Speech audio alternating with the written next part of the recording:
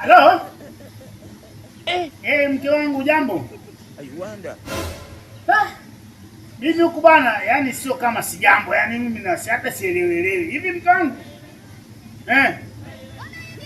Sawa, naomba nikuulize swali kwanza. Hivi siku ile wakati tunajigijigi kitandani hapo, si uliniambia wewe umetoka kwenye siku zako? Aiwanda. Wana watu wanasemaga mkijigijigi kipindi hicho ndio mnapata mimba. Sasa mimba nimepata mimi, upate wewe. Bwana nini? Mimi sijaziona siku zangu, alafu naona tumbo langu kila siku linakuwa tu. Yaani hata kukaa kunja mguu siwezi. Yaani bwana, toka bwana.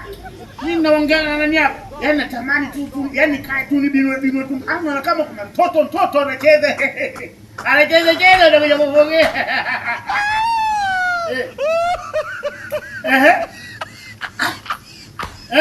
Basi haina shida kwanza. Ngoja kwanza maana nimeongea sana. Naona tumbo lina barabara kidogo. Sio ndio anataka kukaa vizuri au mavya na umauma. Maana siku zote raha sina.